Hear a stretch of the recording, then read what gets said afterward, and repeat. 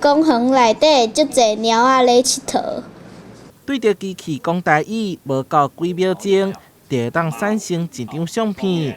台南大学资讯工程学系研发团队，毋但会当互机器人进行简单的台语对话，即马也会当用影像来学台语，趣味十足。这台机器有英语、台语啊 AI， 那在学校上课啊真好。你讲的时阵，佫会是袂认转啊，有即种帮助是最好的啊，就是会当互阮即种学生的台语佫较好。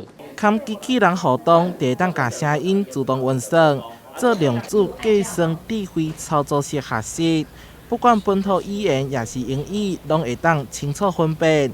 未来也会当跟相关教材做结合，应用伫课堂当中。在教学的部分，低年级、中年级、高年级，我拢会当导入安尼生成式 AI 影片的一个教学了后，我相信囡仔应该是印象会更较深刻。可以简单的英语，然后又可以看图片来学台语、学英语。那未来我们希望可以把台南在地小孩子、老师、校长他们的一些资料也都融合进来，然后创造一个更满足我们台南在地的一个台语机器人。两个目前这套系统需要网络，刷落来团队会把 GPU 安装伫机器人内面。